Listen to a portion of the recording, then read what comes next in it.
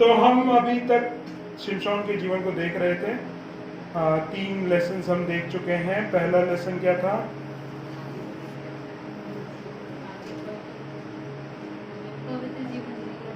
पवित्र जीवन जीने के लिए बुलाए गए हैं। दूसरा, बुरी हालातों से भी, हमारी बुरी हालातों से भी परमेश्वर अपने उद्देश्य को पूरा करता है। और तीसरा, हर एक डिसीजन के लिए आप फ्री हैं, लेकिन you are not free from the consequence of your choice. ठीक है, आज हम 4th पे जाएंगे। 4th है, choose your mate within your faith. अपने ही विश्वास के अंदर अपने साथी को ढूंढे। शिमशोन का जीवन जब हम देखते हैं तो उसके जो सबसे महान जो उसके निर्णय थे, जो बड़े बड़े निर्णय कह सकते हैं, वो निर्णय इस बात के ऊपर आधारित थे कि वो किसके साथ अपनी जिंदगी को जिएगा। सबसे पहले अगर जब हम देखते हैं तो उसके 14वां अध्याय, न्यायों की किताब 14वां अध्याय, उसका 2रा वाक्य हम देखते हैं। उसने जाकर अपने माता पिता से कहा, तिम्ना में मैंने एक फलिस्ती स्त्री को देखा है, अतः अब तुम उससे मेरा विवाह करा दो। अब सबसे पहली जो स्त्री उसके जीवन में आई वो तिम्ना की एक फिलिस्ती थी। और फिलिस्ती और यहूदी का कोई तालमेल है ही नहीं। परमेश्वर ने क्लियरली मूसा को लिख के भेजा हुआ था कि तुम्हारा जो रिश्ता जो है, या तुम्हारे बच्चों का जो रिश्ता है, तुम अपने ही लोगों में कराने की एक जरूरत, एक आज्ञा परमेश्वर के द्वारा दी गई है। और इसमें हम देखते हैं कि आगे जो इसके माता पिता हैं वो सबसे पहला पॉइंट ही ये उठाते हैं, क्या हमारे लोगों के बीच में या तुम्हारे भाई बहनों के बीच में से कोई स्त्री तुझे पसंद नहीं है? लेकिन यहाँ पे शिमशोन क्या कर रहा है? अपने जिद पे अड़ा हुआ है कि मुझे इसी से शादी करनी है। चलो आगे देखते हैं कि उसके जीवन में जब हम देखते हैं कि ये बातों को आगे बढ़ाते जाते हैं, तो 3रा वाक्य में जब उसका लास्ट भाग देखते हैं तो वो क्या कहते हैं? शिमशोन ने अपने पिता से कहा, उसी से मेरा विवाह करा दे, क्योंकि मुझे वही अच्छी लगती है। उसके माता पिता ना जान तीसरा उसके माता पिता ने उससे कहा, क्या तेरे भाइयों की बेटियों में या हमारे सब लोगों में कोई स्त्री नहीं कि तू खतनाहीन परिस्थितियों में की स्त्री से विवाह करना चाहता है? अब यहाँ पे जो एक बात है वो ये है कि खतना रहित फिलिस्ती। बात यह है कि परमेश्वर ने खतना किए हुए लोगों को अलग करके एक अपना समाज, अपना लोग, अपनी प्रजा के रूप में उनको निर्धारित किया है, ताकि वे लोग पवित्रताई में अपने जीवन को बिता सकें। अब वो खतना पाए हुए लोग जो हैं, उनके कुछ नियम कानून हैं जिनके हिसाब से उनके जीवन को चलाना है। अब 10 आज्ञाएं अगर उठा लें तो 10 आज्ञाएं जब परमेश्वर ने दी तो किसके लिए दी थी? इजराइलियों के लिए, यहूदियों के लिए। यहूदियों के अलावा कोई भी उन 10 आज्ञाओं को नहीं मानते थे। पहले 4 आज्ञाएं क्या हैं? ये भी नहीं पता है, अब ऐसे शुरू करना पड़ेगा मुझे। ठीक है, पहले 4 आज्ञाएं यहोवा के प्रति आज्ञाएं थी कि परमेश्वर के प्रति आपको क्या क्या बातों को पूरा करना है, वे 4 आज्ञाओं में लिखी गई हैं। आखिरी की 6 आज्ञाएं आपके सहभागी जो भी लोग हैं, जो आपके अलावा मतलब आपके शरीर के बाहर जो भी लोग हैं, वे लोगों के साथ आपको कैसे बर्ताव करना है, उन बारों में 6 आज्ञाएं लिखी गई हैं। 40:60 का रेशियो। और इस रेशियो में परमेश्वर ये 10 आज्ञाओं के द्वारा हर एक व्यक्ति को चाहता था कि वे लोग अपने जीवन को पवित्रताई के साथ बिताएं। अब खतना रहित लोगों की बात अगर करें, खतना और खतना रहित के ऊपर एक पूरा क्लास सामचंद ने यहाँ पे ले रखा है, इसलिए मैं उस विषय की डिटेल्स में, इंटीग्रिटी में नहीं जाऊंगा। सिर्फ इतना बोलूंगा कि खतना करने का एक उद्देश्य है। वो उद्देश्य इसलिए दिखाता है कि मैं बाकी लोगों से अलग हूं या किया गया हूं। I am unique, I am exclusive, I am original, कह सकते हैं इस तरीके से कि मैं अपने आप में अलग हूं, अलग किया गया हूं। परमेश्वर ने अपने पुत्र के लहू बहाने के द्वारा, उसके क्रूस की मृत्यु के द्वारा, उसके उस बलिदान के द्वारा मुझे परमेश्वर ने बाकी पापी दुनिया से उठाकर अलग कर दिया है। Praise the Lord। अब जब हमें अलग कर दिया है, फिर हम उस पाप में क्यों जा रहे हैं? मान लो कि आपको कीचड़ में से उठाया, बाहर निकाला, धोया, साफ किया और पूरा अच्छे तरीके से खुशबूदार बना दिया, अच्छे कपड़े पहना दिए, अच्छे तरीके से आपको सुंदर बना दिया। उसके बाद अगर आप फिर कीचड़ में जाओगे तो माँ बाप क्या करेंगे? क्यों? सारी मेहनत तुम्हारे ऊपर जो की गई ताकि तुम कीचड़ में से निकाल कर तुम्हें सुंदर बनाया जाए, प्रेजेंटेबल किया जाए, पवित्र किया जाए, खुशबूदार किया जाए, ऐसा परमेश्वर के वचन में हर जगह लिखा हुआ है। तुम सुगंधित वस्तु हो। परमेश्वर की उस सेना में से परमेश्वर ने जो विजयी तुम्हें दिलाई है, तुम्हें पापों के चुंगलों से निकालकर, तुम्हें पाप के उस दलदल से निकालकर परमेश्वर ने चट्टान में खड़ा करने का रीजन क्या है? कि तुम्हें पवित्र रखा जाए। लेकिन तुम्हारे मनों की कामना क्या है? कि मेरे को अपने ही विश्वास के अनुसार लोग नहीं चाहिए, मुझे बाहर का बंदा चाहिए या बाहर की बंदी चाहिए। माँ बाप सबसे पहला सवाल यही पूछ रहे हैं, तुझे हमारे लोगों में से जो विश्वास किए हुए हैं, जो खतना किए हुए हैं, जो अलग किए गए हैं, जो पवित्र हैं, जो परमेश्वर के कहलाते हैं, उनमें से कोई पसंद नहीं आ रहा है क्या? हम अपनी जिद्दों को अपने काबू में रखें, क्योंकि अगर हम अपनी जिद्दों को अपने काबू में नहीं रखते हैं तो हमारे लिए नुकसान है। हम अपने ही रीति से अगर चलना चाहते हैं तो परमेश्वर के पीछे ना चलो, क्योंकि परमेश्वर के पीछे चलने का सबसे पहला जो स्टेप है वो है अपने आपे का। तो मेरी इच्छा नहीं रहेगी, अब मेरी सोच नहीं रहेगी, मेरी कामनाएं नहीं रहेंगी, मेरी अभिलाषाएं नहीं रहेंगी, मेरे सपने सारे गए भाड़ में। क्यों? क्योंकि अब मैं जीवित नहीं हूं, मुझ में मसीह जीवित है। Praise the Lord। अब जब मसीह मुझ में जीवित है, मसीह मेरे अंदर वास कर रहा है, मसीह का वचन मेरे अंदर है, मसीह का आत्मा मेरे अंदर है, मसीह मुझ में वास करते हुए जब मेरे से बातचीत करते हुए मेरे जीवन को चला रहा है, तो मैं कैसे अपने डिसीजंस ले सकता हूं? क्योंकि मेरे मार्गदर्शन करने वाले मेरा प्रभु जीवित है। Praise the Lord। जब हमारा परमेश्वर जीवित है तो हम किस तरीके से हम दूसरे फिर से उन्हीं बातों में जाकर हम अपने जीवन को कैसे बिता सकते हैं? पवित्रताई के लिए जब हमें अलग कर दिया, धो के शुद्ध कर दिया, और फिर अगर हम कीचड़ में जा रहे हैं तो हमें एक जानवर के साथ कंपेयर किया जाता है। कौन सा जानवर है? सूअर। बहुत अच्छा जानवर है, इसको हम घर में पालते हैं, है ना? पालते हैं। हम लोग नहीं पालते। क्यों नहीं पालते हो? क्योंकि वो गंध में रहना पसंद करता है। कितना भी पाउडर लगा लो, कितना भी परफ्यूम लगा लो, कितना भी उसको खूबसूरत बना दो, उसको जाना कहां है? कीचड़। कीचड़ तो बहुत अच्छा वर्ड है। जहां जहां से वो होकर जाता है, अगर देखने जाओगे क्या खाता है, क्या कैसे रहता है, किस संगति में रहता है, फिर भी हम उन सूअरों की तरह बन जाते हैं। हमें घिन आती है सूअर से, हम उसको पालते नहीं, हम उसको अपने घर में नहीं रखते, लेकिन फिर भी हमारा खुद का स्वभाव उन सूअरों के समान हो जाता है। प्रभु उन बातों से खुश होता है क्या? कि मैंने उस पर मेहनत किया, सबसे कीमती मेरे बेटे का लहू बहाकर उसको शुद्ध किया,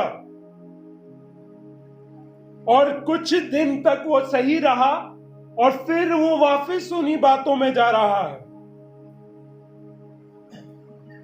कंपैरिजन के लिए बाइबल में बहुत सारे एग्जाम्पल दिया गया है, और इस तरीके से एग्जाम्पल दिया जाता है कि क्या एक सही व्यक्ति गलत व्यक्ति के साथ संगति रख सकता है। चोर और पुलिस की दोस्ती हो सकती है कभी? अगर करप्ट हो तो हाँ हो सकती है, लेकिन वैसे ईमानदार पुलिस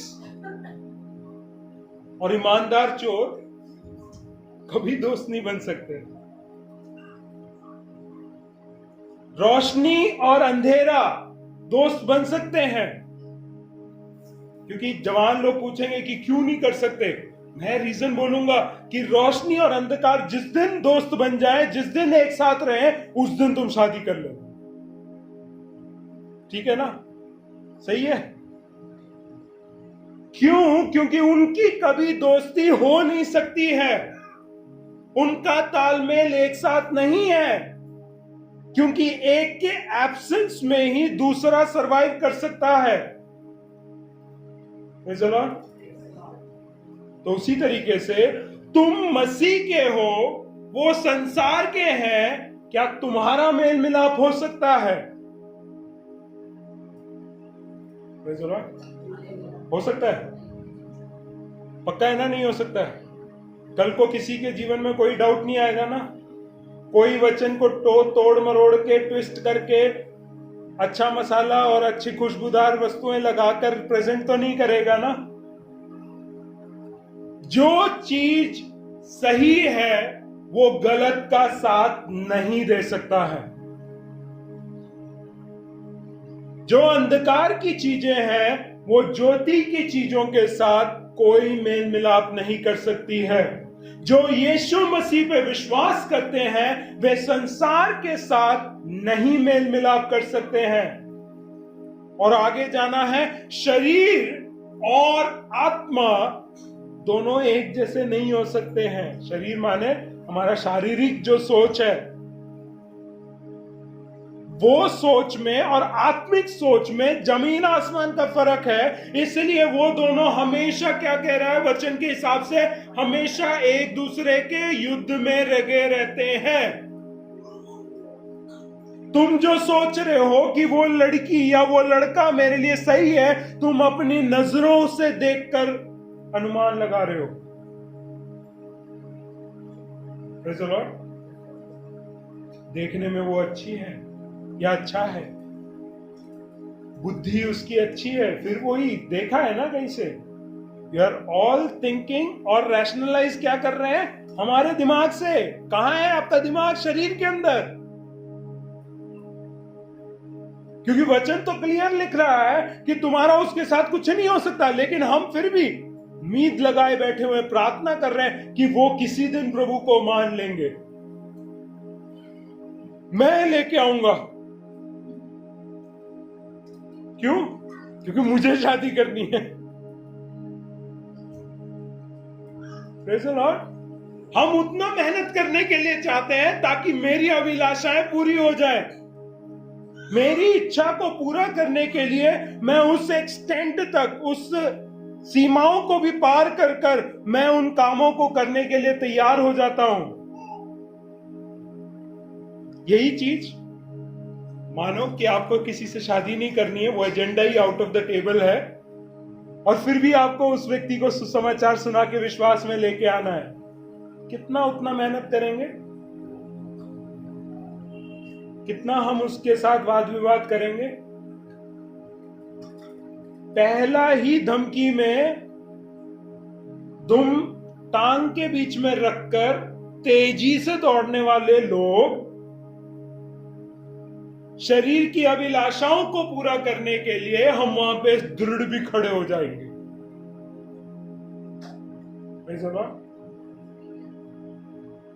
तीन चीजों में आदम और हव्वा गिरे थे, और उन्हीं तीन चीजों पर यीशु मसीह विजयी हुए थे।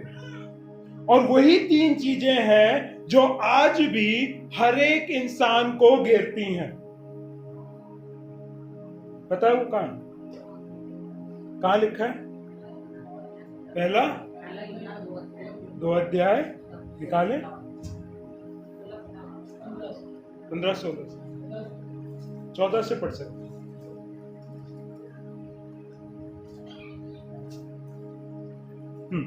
हे पितरों, मैंने तुम्हें इसलिए लिखा कि जो आदि से है तुम उसे जान गए हो। हे जवानों, मैंने तुम्हें इसलिए लिखा है कि तुम बलवंत हो और परमेश्वर का वचन तुम में बना रहता है और तुमने उस दुष्ट पर जय पाई है। यहाँ पे क्या है? क्या हम लोग जय पाए हुए हैं? हम लोग क्या है? अलग किए हुए। सर्कमसाइज्ड का जो मीनिंग है वो 14 में है कि हमें अलग किया हुआ है, हमें जयवंत किया हुआ है। चाहे वो बुजुर्ग हो, चाहे वो जवान हो, उनको परमेश्वर के वचन में बने रहने के लिए अलग करके रखा हुआ है। फिर क्या कह रहा है? तुम ना तो संसार से और ना संसार में की वस्तुओं से प्रेम रखो। एक सेकेंड, बात क्या कह रहा है? ना तो तुम संसार से, ना संसारिक वस्तुओं से। वस्तुओं में इंसान भी आते हैं। We are created things, created beings. हम बनाए गए हैं, संसार के मिट्टी में से ही बनाए गए हैं। जब तक परमेश्वर का आत्मा हमारे अंदर नहीं है, हम आत्मिक नहीं है।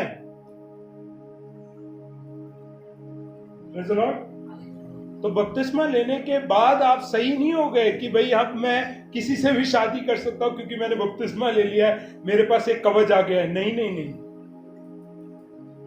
यीशु मसीह बपतिस्मा के बाद डायरेक्ट नहीं गए सेवकाई के लिए। आत्मा भी पा लिया था, फिर भी सेवकाई में नहीं निकले। क्यों? क्या रीजन था? क्योंकि सामर्थ नहीं पाया था।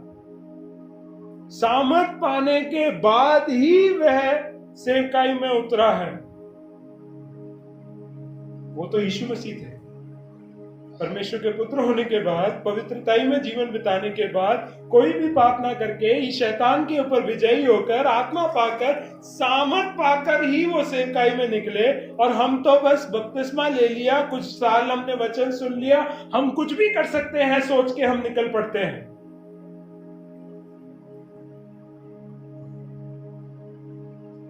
मैं टॉपिक पे वापस आऊंगा। टॉपिक क्या है कि हमारे को जब हम शादी के बारे में सोचें, जवानों और माँ बापों दोनों सुनो, क्योंकि हमारे माँ बाप भी थोड़े कमजोर हो जाते हैं। क्योंकि बच्चों की इच्छा पूरी करने के चक्कर में हम अपने वचन को जो परमेश्वर ने सिखाया है, सीखा है, वो सारा भूलने के लिए तैयार हो जाते हैं क्योंकि बच्चा खुश है। तो मैं ये बताना चाहता हूं, वचन में ये नहीं लिखा है कि बच्चों को खुश रखने से आप स्वर्ग जाओगे, पर परमेश्वर को प्रसन्न करने से आप स्वर्ग जरूर जाओगे। और उसको प्रसन्न रखने के लिए उसकी इच्छा, उसकी आज्ञाओं को आपको पूरा करना है। हालेलुया। तो ध्यान से सुनो कि हमें कभी भी कोई भी रीति से ये नहीं सोचना चाहिए या ये उम्मीद भी नहीं रखनी चाहिए कि ऐसा एक ऑप्शन अग्रीएबल है। जानता हूं कि कलीसिया के इतिहास को अगर देखा जाए तो बहुत से लोगों ने गलत किया है। मैं अभी भी बोल रहा हूं, गलत किया है। अंडरलाइन भी कर सकता हूं, बोल्ड भी कर सकता हूं, इटैलिक्स में भी डाल सकता हूं और उसको डबल बार रिपीट करके बोल सकता हूं कि उन लोगों ने गलत किया है। अब उन लोगों का एग्जाम्पल लेके आप कह रहे हैं कि उनकी तो हुई थी तो हमारी भी हो जाएगी, तो यानी कि उन्होंने भी गलत किया था तो हम भी।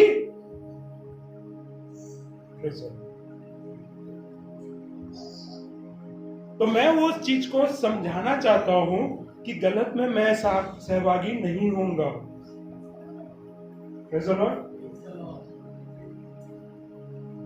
ठीक है, जवानों में से आ रहा है तो मेरे को खुशी हो रही है कि वो लोग प्रेस लॉर्ड कर रहे हैं, क्योंकि कल को उनके जीवन में ज्यादा प्रॉब्लम। मैं ये बात को क्यों कह रहा हूं? क्योंकि मैं जानता हूं कि आप विश्वास में आए, दूसरे धर्म को छोड़कर आए। आपको अपना परिवार, अपना समाज बहुत कुछ बोलेगा, लेकिन विश्वास इसी तरीके से परखा जाएगा कि आप इन बातों के बीच में क्या परमेश्वर को छोड़ देंगे, उनकी बातों को, उनकी आज्ञाओं को छोड़ देंगे, उनकी इच्छाओं को जानते हुए भी हम पूरा नहीं करेंगे।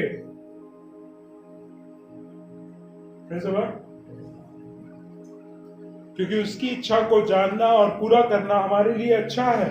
पौलुस किस तरीके से कहता है, दूसरा कुरिन्थियों 6 अध्याय उसका 14, 15, 16 वाक्य। दूसरा कुरिन्थियों 6 अध्याय 14, 15, 16 वाक्य। अविश्वासियों के साथ असमान जुए में ना जुटो। असमान जुए में ना जुटो, इसका मतलब क्या है? बिलीवर्स एंड अनबिलीवर्स दोनों इक्वल्स नहीं हैं। ये समझ लो सबसे पहले कि हमें परमेश्वर, हम पहले भी उनके साथ थे, एक जमाने में उस लेवल में रहते थे, लेकिन परमेश्वर ने वहां से उठाकर हमें ऊंचे में कर दिया। अब मैं और एक अविश्वासी जो है, दोनों एक समान है ही नहीं। ठीक है, एक समान में जू नहीं सकते हैं। यानी कि वो एग्जाम्पल अगर जोतने का ही ले लो, तो जोतते के समय में एक गधे को और एक बैल को एक साथ नहीं लगाते हैं। लगाते हैं क्या? नहीं लगाते। क्यों? क्योंकि गधे का साइड का वेट जो है वो गधाई के ऊपर आ जाएगा और बैल भी ऐसे गोल गोल घूमता रहेगा। जब वो एक समान, एक जैसे हो जाएंगे, तब काम सीधा होता है। ठीक है, आगे पढ़ेंगे। एक समान जुए में ना जुटे, क्योंकि धार्मिकता और अधर्म का क्या मेलजोल। धार्मिकता और what is right and something is wrong, उन दोनों का मेल मिलाप नहीं हो सकता। ठीक है, या ज्योति और अंधकार की क्या संगति। ज्योति या अंधकार की संगति नहीं हो सकती। आगे, और मसीह का बलियाल के साथ क्या लगाव। बलियाल लिखा है लेकिन इंग्लिश में डेविल लिखा है। मसीह और शैतान, हाँ बेशक स्किट के बाद एक साथ फोटो खींचते हुए हमने देखा है कि कोई यीशु बना है, कोई शैतान बना है, वो दोनों साथ में सेल्फी ले रहे हैं। ठीक है, लेकिन वो यहां हो सकता है, लेकिन असलियत में वो चीज नहीं हो सकता है कि मसीह और शैतान एक दूसरे के साथ बोल रहे हैं हम तो चट्टी बट्टी यार हैं, लंगोटिया यार हैं, हमने तो बचपन से एक दूसरे को देखा हुआ है, इसलिए हमारी दोस्ती कभी नहीं टूट सकती है, ये वो बहुत कुछ बोले और साथ में रहें और साथ में करते रहें, और हमें पता चले बाद में, तो हमारा विश्वास बढ़ेगा या टूट जाएगा, बिखर जाएगा? अच्छा, ये तो मस्ती मार रहे हैं, ये तो खुद अच्छे दोस्त हैं, और हमसे बोलते हैं कि एक दूसरे की मत सुना करो। एक वहां से उंगली करता है, एक यहां से उंगली करता है, ये तो मजे ले रहे हैं हमारे साथ। लेकिन ऐसा नहीं है। मसीह और शैतान का मेल मिलाप नहीं हो सकता, साथ में नहीं रह सकते हैं वो लोग, क्योंकि वो कुछ बात के लिए खड़े हैं, मसीह एक बात के लिए खड़े हैं, परमेश्वर की बातों के लिए खड़े हैं, स्वर्गीय बातों के लिए खड़े हैं, वो नरक की बातों के लिए, मृत्यु की बातों के लिए खड़ा है। दोनों का एजेंडा, ऑब्जेक्टिव्स, विजन, मिशन सब कुछ अलग अलग है। तो वो दोनों जब साथ में नहीं हो सकते, हम कैसे एक साथ हो सकते हैं? अब पौलुस ने अपने लोगों के समय के हिसाब से बोला, अब हमारे समय के हिसाब से अगर हम बोले, मान लीजिए कि आप भारत सेना में हैं, ठीक, दूसरा व्यक्ति पाकिस्तान के सेना का है, या कोई भी, आजकल हमारे दुश्मन ज्यादा चीन के हैं, तो चीन के सेना का है। हम दोनों ये बोल सकते हैं, बहुत सारी बातों में हम तर्क वितर्क करने के लिए ये बोल सकते हैं, दोनों इंसान ही है ना, दोनों परमेश्वर के रूप में तो बने हैं ना, परमेश्वर उनसे भी प्यार करता है ना। मैं बहुत सारी चीजें बता सकता हूं, हमने साथ में पढ़ा है, हमें एक दूसरे के धर्म से कुछ लेना देना नहीं है। कहते हैं लोग, या हम बदल जाएंगे, या हम कुछ करेंगे, या हम नास्तिक हो जाएंगे।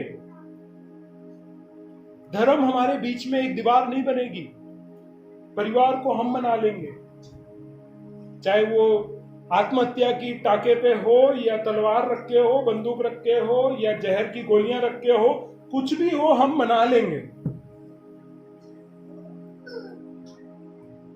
अब कहीं कहीं स्टेटमेंट सुन के तो वाह, दिल में मजा आ जाता है कि ये मूवी में क्यों नहीं है। पिट रहे हैं, सीख रहे हैं, सब कुछ करने के बाद भी हम नहीं, यहां से टस से मस नहीं हिलेंगे। हमारा प्यार अटल और अमर है। लेकिन मैं तुम लोगों को यह समझाना चाहता हूं और ये दिखाना चाहता हूं, तुम्हारी अवस्था को देखकर, तुम्हारे इस बदबूदार, गंदी और क्या कह सकते हैं, बदसूरत जीवन को देखने के बावजूद मसीह तुम्हारे लिए मारा गया। तुम उसके प्यार को अगर वैल्यू नहीं दे सकते ना, चाहे दुनिया में किसी से भी तुम प्यार करके दिखा दो, मैं बोल सकता हूं पूरे दावे के साथ, तुम उसको भी वैल्यू नहीं करते।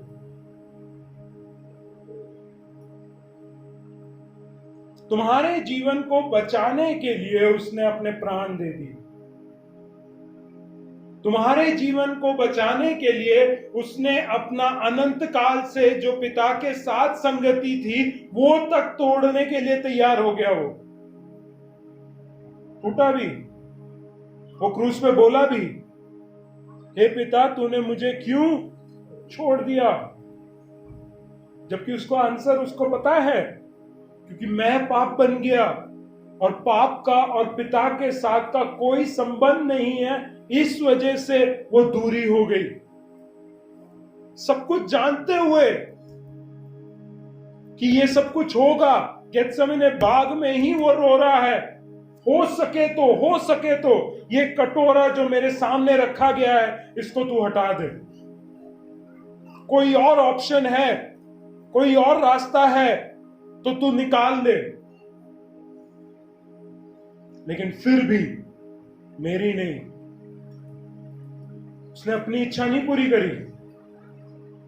हे मसीह विश्वासियों, तुम जिस मसीह के पीछे चल रहे हो, तुम अपनी इच्छा पूरी करने के लिए नहीं आए हो, क्योंकि अगर अपनी इच्छा पूरी करने आए हो तुम गलत मसीह के पीछे हो। उसने अपनी इच्छा पूरी नहीं करी, उसने अपने पिता की इच्छा आखिरी दम तक, आखिरी सांस तक, आखिरी खतरे खून तक पूरी करी है। और अगर हम उसी मसीह के पीछे हैं, हम अपनी इच्छाओं को पूरा करने, अपनी जिद्दों को पूरा करने के लिए उपवास ना रखें, प्रार्थना ना करें, लड़ाई ना करें,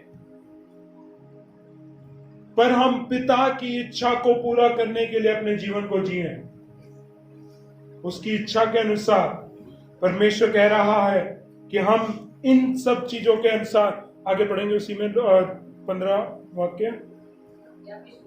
या विश्वासी के साथ हाँ, अविश्वासी का क्या नाता, हाँ, और मूर्तियों के साथ हाँ, परमेश्वर के मंदिर का क्या संबंध, हाँ, क्योंकि हम तो जीवित है परमेश्वर के मंदिर हैं, हाँ, जैसा परमेश्वर ने कहा है, मैं उनमें बसूंगा, हाँ, और उनमें चला फिरा करूंगा, हाँ, और मैं उनका परमेश्वर हूँगा और वो मेरे लोग होंगे। परमेश्वर हमारे बारे में गवाही दे रहा है कि तुम मेरे मंदिर हो, मैं तुम में वास करूंगा, तुम मेरे साथ चलोगे, मैं तुम्हारे साथ चलूंगा, तुम मेरी प्रजा कहलाए जाओगे। और उसके बाद भी हम विरोधी पार्टी के साथ समझौता करने के लिए तैयार हो रहे। परमेश्वर का वचन हमें सिखाता है कि हम शिमशोन की तरह बेवकूफियां ना करें। समझदारी इसी में है कि परमेश्वर ने जो ज्ञान दिया है, परमेश्वर ने जो समझ दिया है, परमेश्वर ने जो आज्ञा दी है, उसी के अनुसार हम अपने जीवन को चलाएं, क्योंकि उसी में हमारे जीवन का लाभ है। लास्ट लेसन भी हम आज खत्म करके जाएंगे। 5वां लेसन है use our strength for God's work. हम अपने सामर्थ को परमेश्वर के कार्यों के लिए इस्तेमाल करें। ज्यादातर मैं जब प्रार्थना करता हूं खाने के लिए, तो जो ये प्रार्थना में एक लाइन में जरूर जोड़ता हूं कि जो भी बल हम प्राप्त करें वो आपके महिमा के लिए इस्तेमाल करे। जो भी हमारे जीवन में बल है, जो सामर्थ्य है, जो टैलेंट है, जो कुछ भी परमेश्वर ने हमें दिया है, उसे हमें परमेश्वर के कार्य में लगाना है। दूसरा कुरिन्थियों 10:31 पढ़े, इफ आई एम राइट। नहीं है ना, पहला तो नहीं है, देखने का, सॉरी। इसलिए तुम चाहे खाओ, चाहे पियो, चाहे जो कुछ करो, सब कुछ परमेश्वर की महिमा के लिए करो। हम जो कुछ भी करें, anything and everything that we do should be for परमेश्वर की महिमा की। हमें ये बात को अपने हृदय में बांध के रखना है कि मैं अगर किसी व्यक्ति से बात भी कर रहा हूं, मेरी महिमा के लिए नहीं, मेरा टैलेंट शो ऑफ करने के लिए नहीं, मेरी योग्यता या मेरे डोले या मेरे सामर्थ्य या मेरा बात करने का तरीका या मेरे एटिकेट्स या मेरी ही खूबियों को दिखाने के लिए नहीं, लेकिन मैं परमेश्वर की महिमा के लिए उस व्यक्ति से बात कर रहा हूं। क्योंकि हम मसीहत में आ तो जाते हैं, लेकिन फिर भी मेरा मैं बहुत जीवित रहता है। मैंने किया, मैंने सिखाया, मैंने टाइम दिया, मैंने एनर्जी दिया, मैंने उनके ऊपर मेहनत किया, और मेरे को फल में क्या मिला?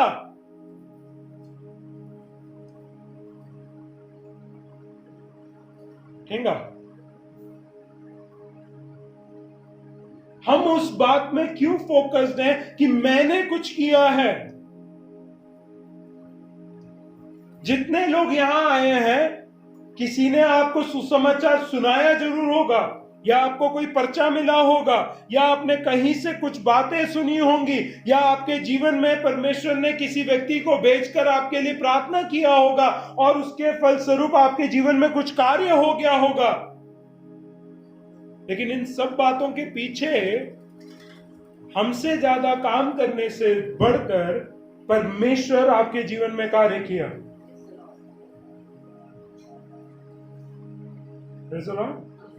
मेरा मन जब तक कठोर था, मैं वचन नहीं सुनता था। मैं अपनी बात नहीं कर रहा हूं, मैं इन जनरल बात कर रहा हूं। जब तक मैं कठोर था, मैं किसी की बात नहीं सुनता था, लेकिन मेरे कठोर मन को कोमल करने वाला परमेश्वर है। कई लोगों की गवाहियां मैंने सुनी है कि वे अपने परिवारजनों के लिए प्रार्थना कर रहे हैं कि ये सताते हैं, ये हमारी सुनते नहीं है, ये हमारे को जीने नहीं देते, प्रार्थना नहीं करने देते, वचन नहीं पढ़ने देते, और उनके जीवन में परमेश्वर से वो प्रार्थना करते करते करते कई साल बीत गए। लेकिन एक समय आया, एक दिन आया, जिस दिन में परमेश्वर ने उनके जीवन में भी कार्य किया और वे भी कहने लगे, मेरे लिए भी प्रार्थना कर दो।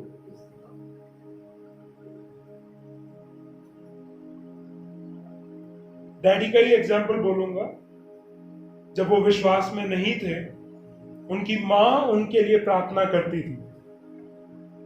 अब मैं पूरा श्रेय उनकी मां को या मेरी दादी को नहीं दे रहा हूं, लेकिन 11 साल उन्होंने प्रार्थना किया, हर दिन सुबह शाम लगातार। 11 साल के बाद डैडी को दर्शन मिलता है, उनका जीवन बदलता है और वो सेवकाई में निकलते हैं। और हमारा जनरेशन या हमारे इस पीढ़ी के जो लोग हैं, हम हैं फास्ट फूड वाले जनरेशन। आज प्रार्थना करो, अभी मिल जाए। हम कई बार ऐसे हैं कि प्रार्थना करते करते में, हे प्रभु मुझे ये देना, आंख खोल के देख रहे हैं, आप तो नहीं क्या।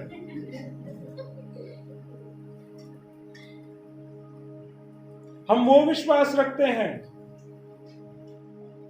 लेकिन परमेश्वर अपने समय में कार्य करता है।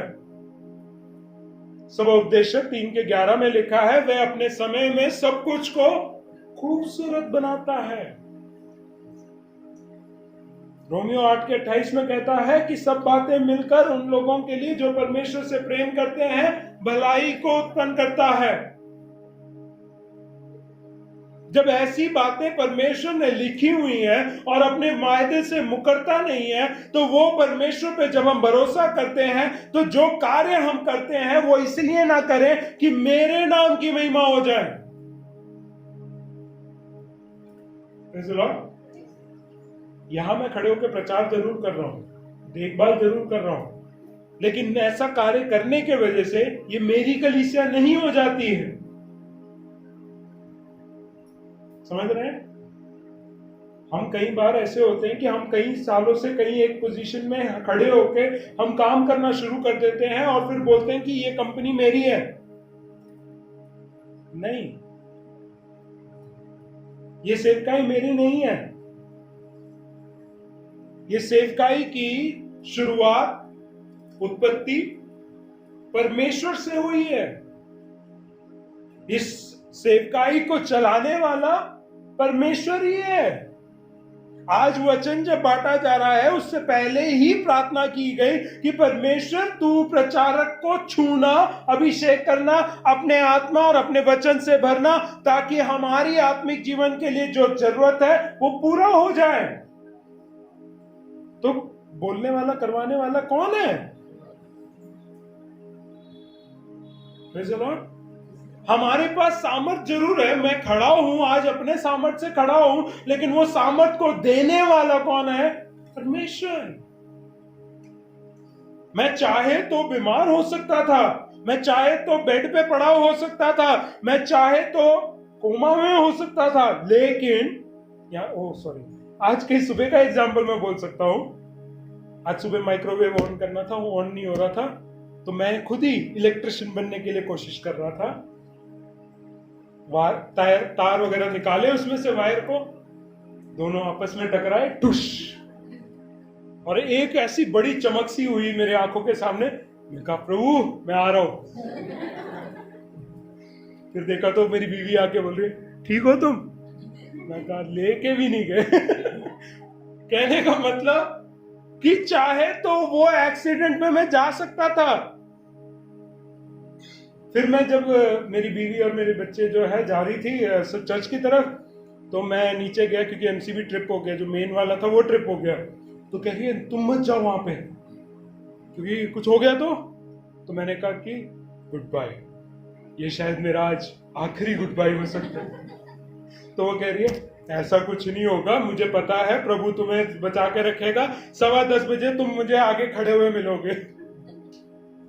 और जब 10:15 बजे नहीं आया, एकदम से फोन आ गया, कहाँ हो? पहुंच रहे हो? तुम कहने का मतलब क्या है कि हमारे जीवन में हम किन किन बातों के ऊपर घमंड करके खड़े हो जाते हैं कि मेरे सामर्थ के द्वारा मैं कार्य कर रहा हूं, लेकिन हम उस बात में भी मैं ये कहना चाहता हूं कि आज अगर मैं खड़ा हूं, आज अगर मैं बोल पा रहा हूं, आज अगर मैं ये प्रचार कर पा रहा हूं, तो ये परमेश्वर के द्वारा ही है और उसी को सारी महिमा मिलने पाए। Praise the Lord. इसलिए मुझे पसंद नहीं है कि जब लोग मेरा नाम बड़े से लगा के, पोस्टर लगा के, आज सीवाईसी का मीटिंग है उसमें पोस्टर में मेरा फोटो लगा है, जबकि मैंने फोटो दिया भी नहीं था उनको, उन्होंने खुद ही फेसबुक में से निकाल कर उस फोटो को लगाया है। मैंने कहा कि ये क्यों किया, सिर्फ नाम काफी था। तो मैं उस कार्य के लिए नहीं कार्य करता हूं। मैं सेवकाई जो करता हूं मैं इसलिए करता हूं क्योंकि परमेश्वर की महिमा के लिए। मैं स्कूल जाता हूं तो इसलिए जाता हूं क्योंकि मैं परमेश्वर की महिमा करना चाहता हूं। मैं बच्चों से बात करता हूं वो इसलिए है क्योंकि मैं परमेश्वर की महिमा करना चाहता हूं। मैं सुसमाचार अगर किसी व्यक्ति को सुनाता हूं वो इसलिए नहीं कि वो सुधर जाए और वो चर्च आ जाए, टाइट आ जाएगा, मेरी जेब भर जाएगी, नहीं, मैं इसलिए करता हूं ताकि परमेश्वर की महिमा हो जाए। हम सारे कार्यों को अगर हम इस तरीके से सोचने लगे कि जो भी मैं करता हूं वो इसलिए करता हूं कि परमेश्वर के नाम की महिमा के लिए करता हूं, तो आप कभी भी ये नहीं पूछेंगे कि मैं उस व्यक्ति को क्यों जाके प्यार करूं, मैं उससे क्यों बातचीत करूं, मैं उसके घर क्यों जाऊं, वो तो ऐसा है, वो मेरे बारे में ऐसे कहता है, वो मेरे पीछे ऐसे करता है, मैं उसके साथ कैसे संगति रखूं? परमेश्वर ने समझ दे रखी है। हम जानते हैं कि अगर एक कुत्ता काटने वाला है तो बार बार उसके सामने हाथ नहीं लेके जाएंगे। क्या लेके जाओगे? एक बार लेके जाओगे, उस समय अगर एकदम से ऐसा करके झपटने लग गया तो हाथ पीछे करोगे ना, या नहीं मेरे को तो कुछ नहीं होगा। वचन में लिखा है, आग से होके जाओ, आग की लोह तुम्हारे बालों को नहीं जला सकती है। तो कितने लोग आज तैयार हैं केरोसिन अपने ऊपर डालेंगे और आग लगाएंगे? नहीं करेंगे हम, क्योंकि हमारे अंदर इतनी समझ जरूर है कि हम बेवकूफियां नहीं करेंगे। वचन में लिखा है कि तुम विष भी पी जाओ तब भी लेट्स टेस्ट इट आउट। आज का दोपहर का खाना वेज बिरयानी हटाकर चूहे को मारने वाली दवाइयां बांटी जाएंगी।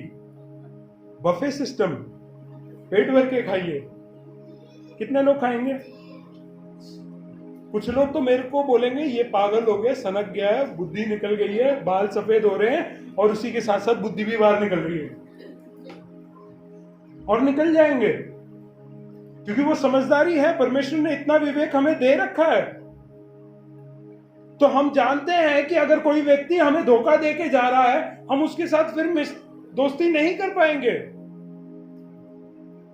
किसी व्यक्ति को हमने सेकंड चांस दिया, दूसरा मौका दिया कि सुधरने का, और फिर भी वो बिगड़ जाए, फिर क्या तीसरा मौका दोगे आप? मैं तो नहीं दूंगा,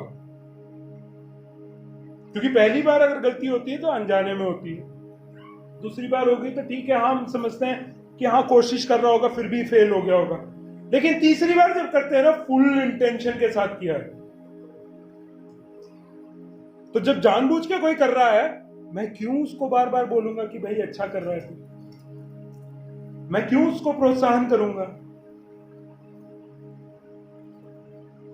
2 बार रिनी बोलेगी हानू को कि भाई मत कर, दूसरी बार बोलेगी डैडी को बुला दूंगी,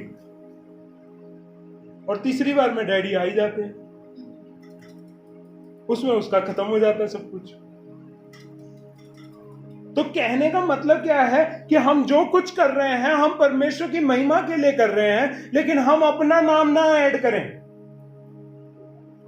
जैसे आजकल कोई भी टूर्नामेंट या कोई भी प्रोग्राम अगर होस्ट किया जाता है, पावर्ड बाय, इसके बाद को स्पॉन्सर्स, हम वैसे ही करते हैं कि ये सेवकाई वैसे तो परमेश्वर की है, लेकिन हम भी काम कर रहे हैं। तो मैं आपके नॉलेज के लिए, रेवलेशन के लिए, आपके प्रकाशमान होने के लिए मैं ये समझाना चाहता हूं कि परमेश्वर ने वचन में लिखा है कि परमेश्वर जो है एक चीज में बहुत जलन रखता है, अपनी महिमा किसी के साथ शेयर नहीं करती। Praise the Lord, praise the Lord. आप ये नहीं बोल सकते कि आपकी मम्मी ने नहीं सिखाया शेयरिंग इज केयरिंग, नहीं बोल सकते, क्योंकि परमेश्वर नहीं करता है। जो वो करता है उसके लिए उसको ही महिमा मिलनी चाहिए। मेरा जीवन आज जीवित है, फलवंत है, बेकार भी है, तो भी मैं प्रसन्नता के साथ परमेश्वर को ही महिमा देता हूं। हर प्रचार से पहले मैं अंदर जब प्रार्थना करता हूं तो मैं ये प्रार्थना करता हूं, प्रभु ये तेरे लोग हैं, ये जो वचन है ये तेरा वचन है, मैं जो हूं तेरा दास हूं। अच्छे से प्रचार होगा, लोगों के जीवन में कार्य होगा तो तुझे महिमा मिलेगी। बेकार सा वचन होगा, बेकार सी बातें हो जाएंगी और किसी को कुछ समझ में नहीं आएगा, तो बदनामी किसकी होगी? मेरी नहीं, वो भी तेरी होगी। Praise the Lord. जो महिमा ले रहा है उसको अपमान भी मिलेगा अगर गलत हो गया तो परमेश्वर को ये जब मैं प्रार्थना करके बोल के मैं वापस बाहर आता हूं तो मेरे अंदर अपने आप ही ऑटोमेटिकली सामर्थ्य आ जाती है कि मैं कुछ भी बोल सकता हूं सही तरीके से। क्यों? क्योंकि परमेश्वर अपनी महिमा के लिए सारे कार्य कर सकता है। अब इस बात में और एक कॉशन देना चाहता हूं, क्योंकि कई बार लोग अब कहेंगे अच्छा ठीक है महिमा चाहिए, ठीक है हम महिमा देंगे, लेकिन ये काम कर दे।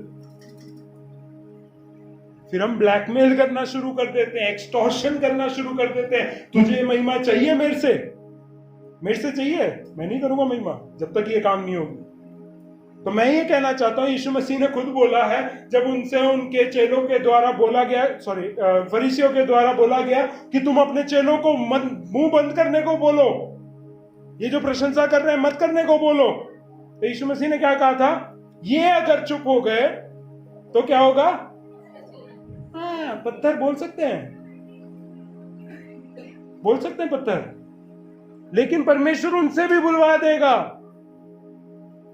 कहने का मतलब जो चुपचाप बैठे हैं, जो बोल भी नहीं सकते हैं, जो परमेश्वर की महिमा भी नहीं करते हैं, परमेश्वर उनको खड़ा कर देगा। अगर तू जो सब कुछ जानते हुए अगर परमेश्वर की महिमा नहीं करता है, तो उन लोगों को परमेश्वर खड़ा कर देगा जो परमेश्वर को जानते भी नहीं, वो परमेश्वर की महिमा बढ़ चढ़कर करेंगे।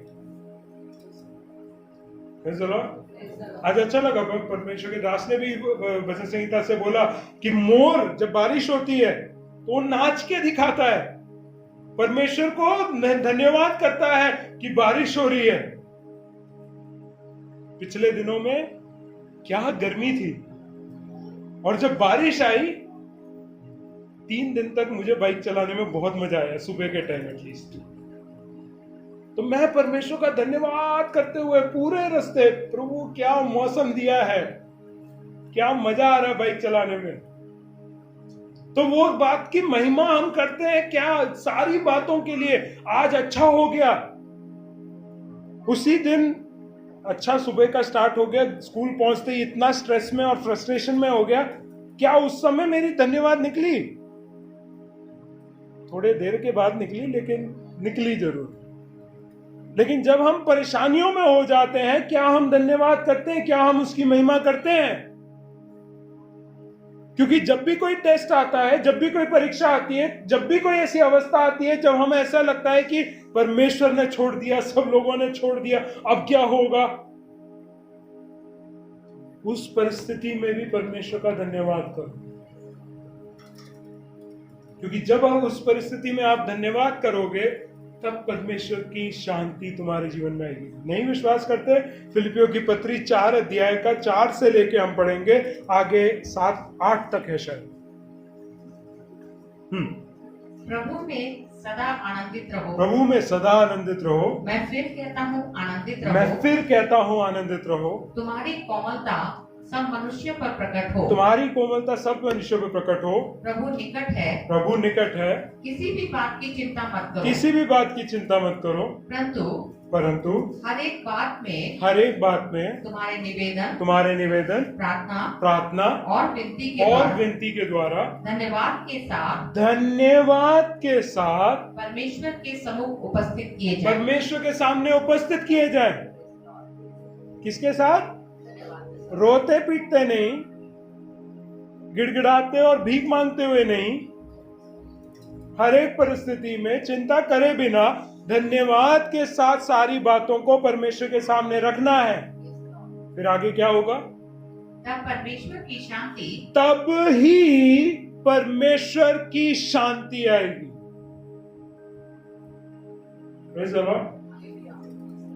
समझ लो प्रोसेस क्या है, कि चिंता नहीं करना है, टेंशन में नहीं आना है, पर उस जगह पे अपने सारे निवेदन, प्रार्थना, विनतियां, सब कुछ परमेश्वर के सामने धन्यवाद के साथ रखना है।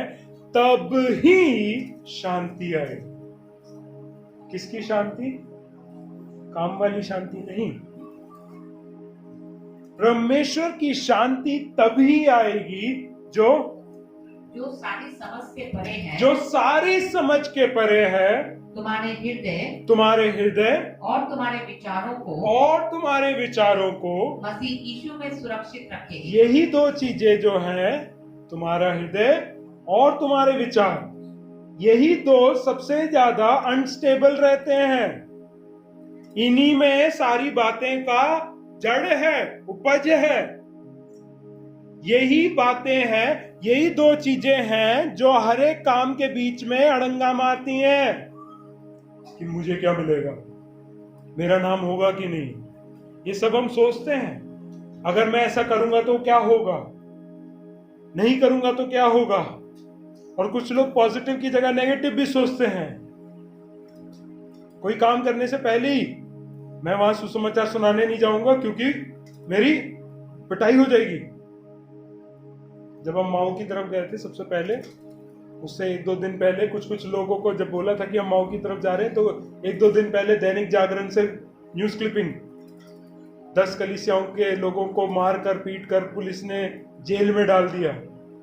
और कितने दिन पहले, हमारे जाने के 2 दिन पहले।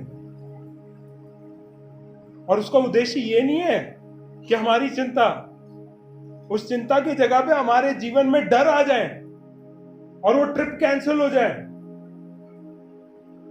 लेकिन हम गए, हम माऊ में भी गए, वहां पे भी हमने प्रार्थना सभा रखी, वहां पे भी हमने प्रार्थना किया, कुछ भी नहीं हुआ, वापस भी आ गए।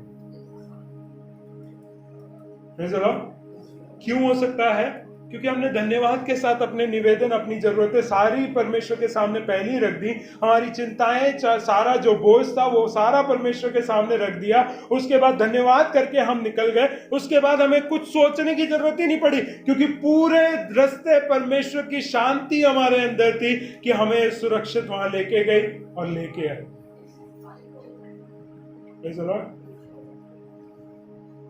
हम जो भी कुछ करें, चाहे एक गिलास पानी किसी को पिला रहे हैं, वो इस बात के लिए करें कि परमेश्वर की महिमा हो।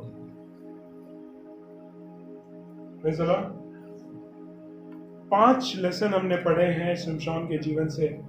हमें बुलाया गया है कि हम पवित्रता का जीवन बिता सकें, उसके लिए हमें अलग किया गया है।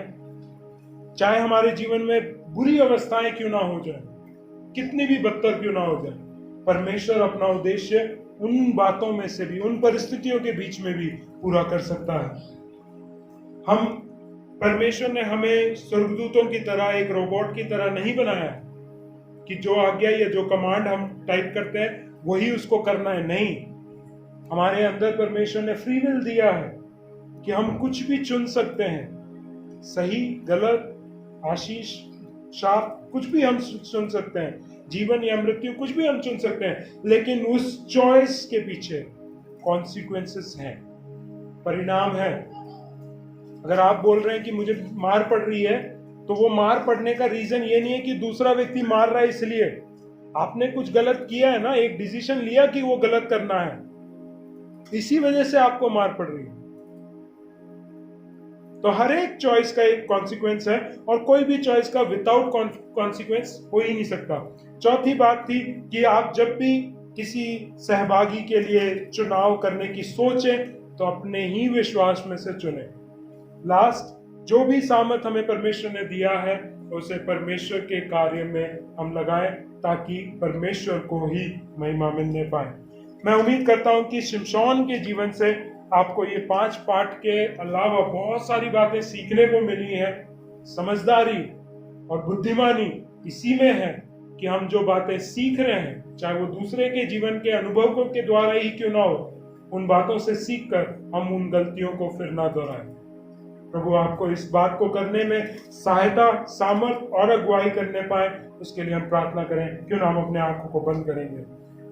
स्वर्गीय पिता परमेश्वर, हम धन्यवाद के साथ आपके चरणों में आते हैं। धन्यवाद करते हैं कि परमेश्वर आज के दिन परमेश्वर आपने हमें जीवित रखा, ताकि आपके अनुग्रह और आपके प्रेम से भरकर हम परमेश्वर अपने जीवनों को चला सकें। प्रभु जी, हमारे जीवनों को आप जानते हैं, हम किस तरीके से जी रहे थे और किस तरीके से हम जी रहे हैं और किस तरीके से हम आगे जीने वाले हैं। प्रभु, आप सारी बातों को जानने वाले हैं परमेश्वर, और उसी बात के लिए हम धन्यवाद करते हैं कि सब कुछ जानने के बावजूद परमेश्वर आप हमसे अब भी प्रेम करते हैं।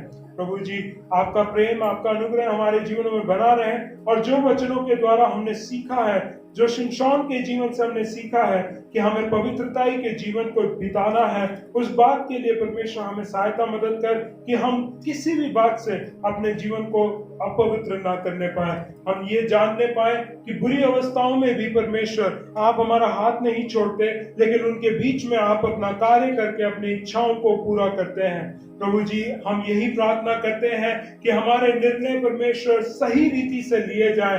परमेश्वर, जो हमारे चॉइस है परमेश्वर, जो भी हमारे चुनाव है परमेश्वर, उसमें हम चाहते हैं कि परमेश्वर जो अच्छा परिणाम है वही हमें मिलने पाए, क्योंकि हम अच्छे ही चुनाव को करने पाए। प्रभु जी, हम ये भी प्रार्थना करते हैं कि जितने लोग अब विवाह करने वाले हैं या विवाह के लिए अपने बच्चों के लिए सोच रहे हैं, वे परमेश्वर इस सोच के साथ ढूंढे कि अपने ही विश्वास में परमेश्वर एक लड़का एक लड़की ढूंढने पाए अपने बच्चों के लिए या अपने लिए। परमेश्वर, हम प्रार्थना करते हैं कि परमेश्वर किसी भी रीति से हमारे अंदर घमंड ना आने पाए कि हम अपने सामर्थ्य से कार्य कर रहे हैं अपने कार्यों को पूरा करने के लिए, बल्कि उसके बजाय हम अपने सामर्थ्य को, जो भी परमेश्वर हम आपसे प्राप्त करते हैं, आपके ही कार्य में लगाने पाए, ताकि आप ही को केवल आदर मान सम्मान मिलने पाए। एक और बार सारे लोगों को आपके हाथ में समर्पित करते हैं और हम प्रार्थना करते हैं अपने इच्छा के अनुसार परमेश्वर आप उनके जीवन में कार्य कर। परमेश्वर, आपका वचन और आपकी आत्मा की अगुवाई के अनुसार